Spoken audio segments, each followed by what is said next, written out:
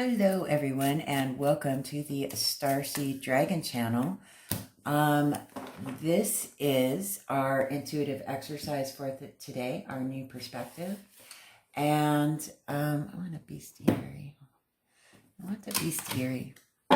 We are using the Tarot of the Abyss. Love this deck. We got the Ten of Wands, the Page of Pentacles, the Fool, the Magician, Three of Cups, and the Page of Wands. So, let's see. Wands speaks to fire element, which is creativity, passion, enthusiasm, intuitive nudges, intuitive drive, right? It's very passionate, right? Which speaks to emotions, but you're also using your head as well. So it's not like the air element where there's no emotion involved. Wands is head and heart, right? But it is very passionate, and the heart usually rolls over. The head just kind of keeps it in balance, right? So then we have Pentacles. The suit of Pentacles is earth element, which is everything to do in our material world. Love, wealth, abundance, passion, in this world, in this material world, right? The major arcana are what do you call it? Events and situations that are significant in one's life. They will not go unacknowledged, and it is best to acknowledge them sooner than later, because they'll just get bigger and bigger, right? And there are things that you will notice. You know, everyone will notice those shifts in their lives. Those are the major events that the major arcana speak to, right?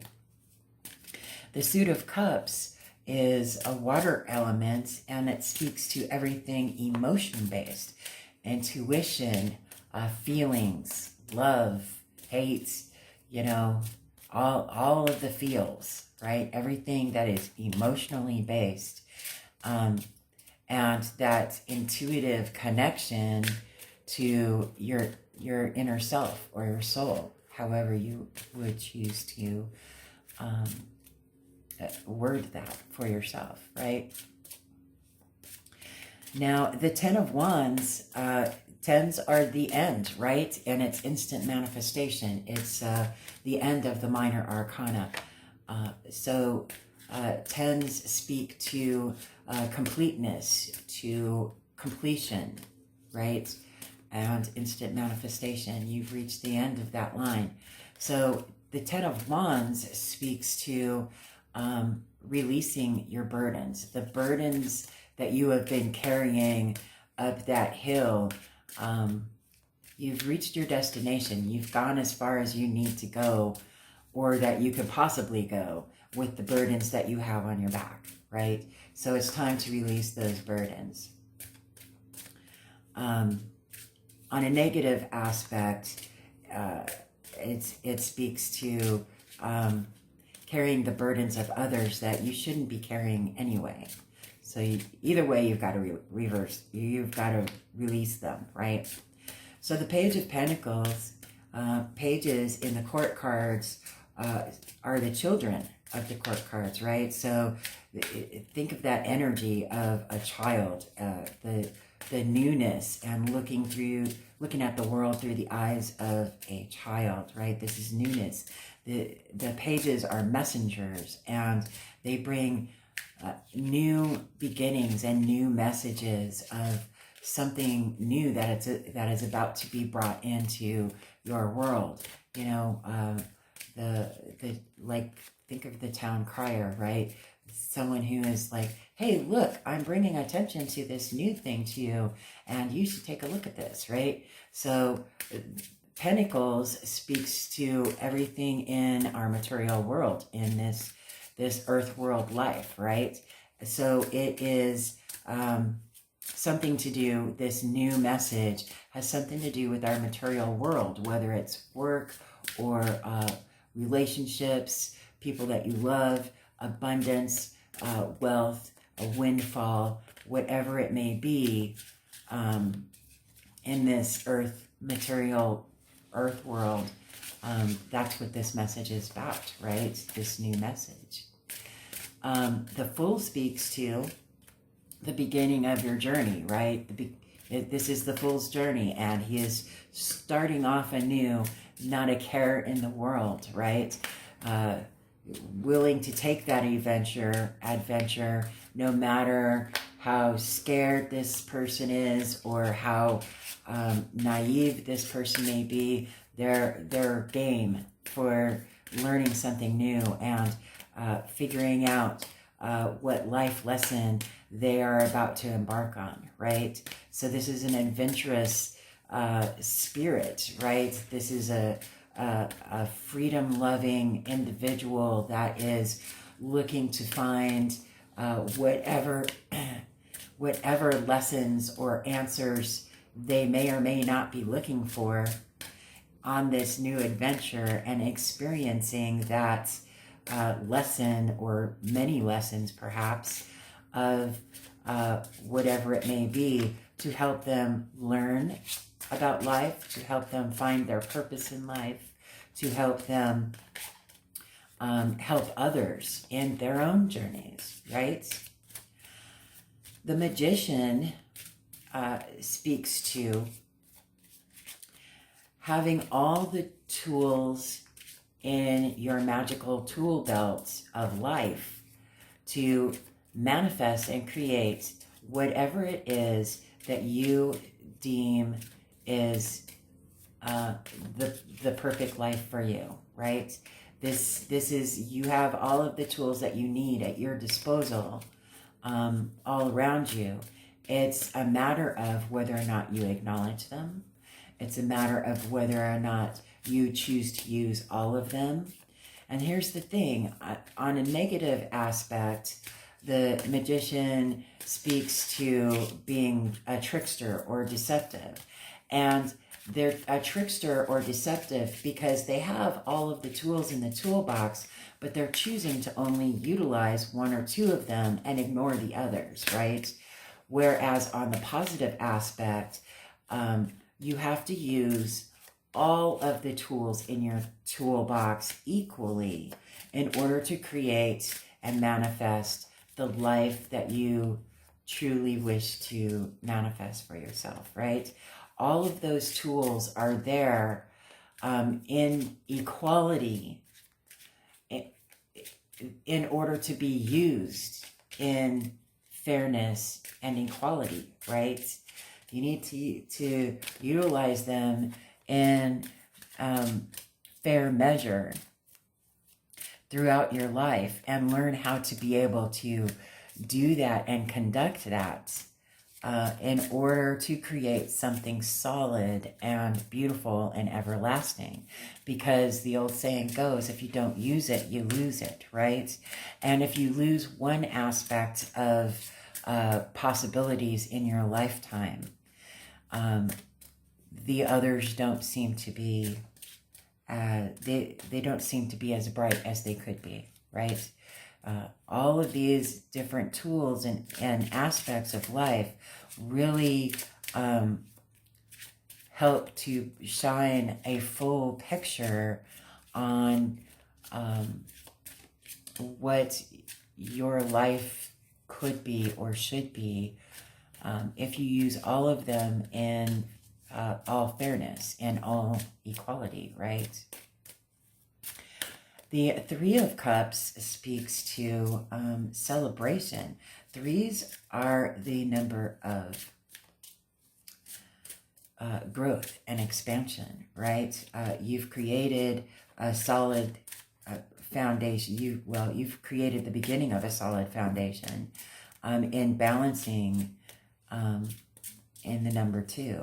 In the number 3, you are either growing upon or expanding upon the knowledge you already have to strengthen that knowledge, or you are venturing off onto gaining new knowledge that will inspire and strengthen the knowledge you already have, right? So it's a celebration of growth and happiness, and it's learning also how to utilize your emotions and learn how to express yourself on an emotional basis, and learn how to balance between your emotions and your logic in your mind, right?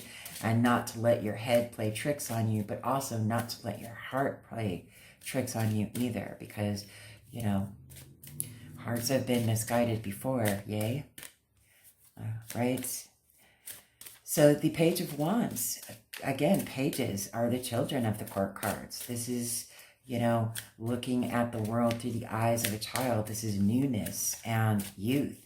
And, you know, there's 3 cards of youth, of newness, right? And new beginnings. 4 cards of new beginnings, actually. Because we have the Page of Pentacles here, the Page of Wands. We have the Fool, which is starting off on a new journey, right? But we also have the Magician, which is the number 1. And the number 1 in numerology speaks to new beginnings, right? So this is a bunch of newness, and this 10 of Wands speaks to ending a cycle so that you can begin a new one, right? Ending a cycle of carrying burdens, whether it's yours or someone else's. You're releasing those burdens, and so that you can begin anew, right? This is the release. And this is the beginning, right? New beginning, celebration, right? So the Page of Wands, fire element, creativity, passion. The Page of Wands is very inspirational and youthful, and she sees the world through the eyes of a child with wonder and awe, correct? So maybe there's something new that is to be discovered that will create this passionate new beginning that will inspire one to have some kind of wonderful, passionate new beginning on a new journey, right? Be inspired to follow a new path that maybe that person never would have otherwise thought of, right? What is it that speaks to you intuitively with these 6 cards? Remember, there's no particular order. I've not designated any particular row or column to past, present, future, anything like that. I've just laid out 6 cards, right? Which is something that I've just always done. I've never designated, you know, columns or rows, because, you know, that's not, I just kind of go with the flow when it comes to allowing my intuition to just speak to me, right? So that I could break through that veil that separates conscious from unconscious, right? So I inspire you to think, okay, so where you start is, what card were you intuitively drawn to first? That would be your starting place. And then just allow your eye, your intuitive eye, to carry you through to the next card. You start at the first card that you were drawn to, and then you move from there. Just allow it to flow through you, okay? And I'm still shuffling this deck. Why are you not? Let me know, deck. Come on now, Spirit. What do we need to know? You made me pick you up. See, and this is why I don't shovel on camera, because sometimes shuffling takes a while, and it's just, there you go. It's just not that eventful. So we have a illustrated bestiary. Ooh, a common raven. Let me put my glasses on. And it says, align your inner compass, common raven, page 27. Isn't that something? That speaks very much fool and magician vibes right there. Page 27. Let me get that book. I have all of my books here. Bestiary. Okay. Page 27. 27. I love how they put the page numbers on the cards in this series of oracles. It's genius, right? Okay, align your inner compass, common raven. Deep in Raven's heart is an ancient secret. A memory has tattered his feathers, a memory as tattered as his feathers are after harrying hawks. Few alive remember that Raven used to be as white as freshly fallen snow. Having himself been through the subtle shifting of transformation and rebirth, Raven knows that the world is often not quite what it seems. In the blink of an eye, light becomes shadow and shadow shifts to light. And so, Raven is not one for rules or morality. Raven knows that sometimes the only way to course correct is to step out of the boxes culture creates and align instead with your inner compass. What's the highest good? Asked the winged trickster. And what are you willing to sacrifice to bring it into the light? The ritual is stepping into sovereignty. Many a god and goddess have cloaked themselves in raven feathers, shifting form to fly over battlefields, protecting chosen warriors and ushering the dead to the afterlife.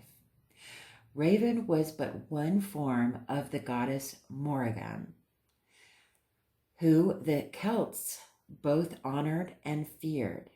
While Morrigan, in her raven cloak, was well known as Queen of the War, she had another face, the face of sovereignty. Sovereignty is an ancient concept which ties the land to its people and the people to their land.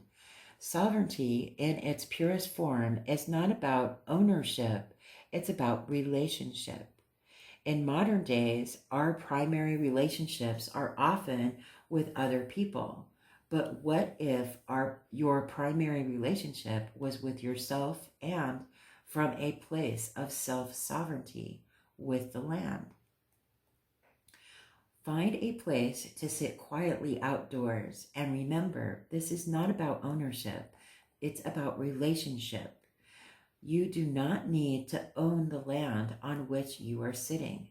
Place both hands over your heart and breathe, finding your center. When you feel quiet in yourself, move your hands to lie flat on the earth. Breathe here.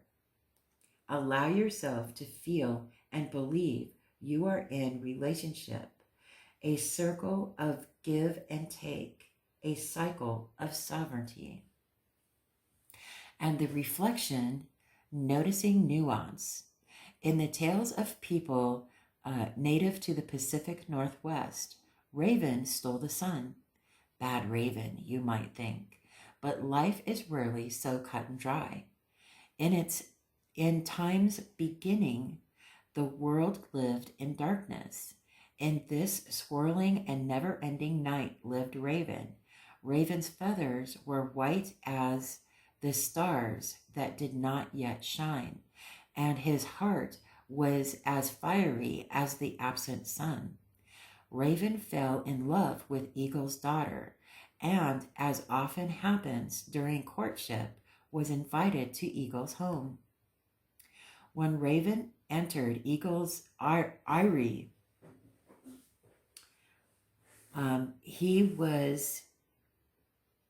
when Raven entered Eagle's eyrie, he was startled to find a massive globe of fire warming Eagle's hearth. This fiery sphere was enough to light not just the airy, but the whole benighted world. Raven knew what he had to do and the love it would cost. But the world was dark and filled with suffering. So Raven grabbed that fiery globe and soared up Eagle's chimney. Raven flew higher and higher, his bright white wings now covered in chimney soot. With Eagle in chase, Raven hurled the fiery sphere as hard and high as he possibly could. Eagle screeched in fury as the sun flew out of his reach and settled, sighing into its home in the sky. To this day, Raven's wings remain dark as the night that existed before he stole the sun. Is there a situation or person you are seeing as fixed, or might actually be as mutable as Raven's feathers? Interesting. Very interesting. And then we have some Sea Soul Journey cards we got here. Persist. May your ripples build and swell. And then we have, let's just move these cards over. All right. And then we have accept. You may receive what is as it comes. Or may you receive what is as it comes. Beautiful. How are these cards connecting with the intuitive messages that you're receiving from these 6 cards? Let me know in the comment section below. Very, very interesting pull today. I hope you enjoyed this exercise. I hope it sang to you. I really look forward to seeing your comments in the comment section below. And I hope that you have a fantastic day. And I'll see you on the next video.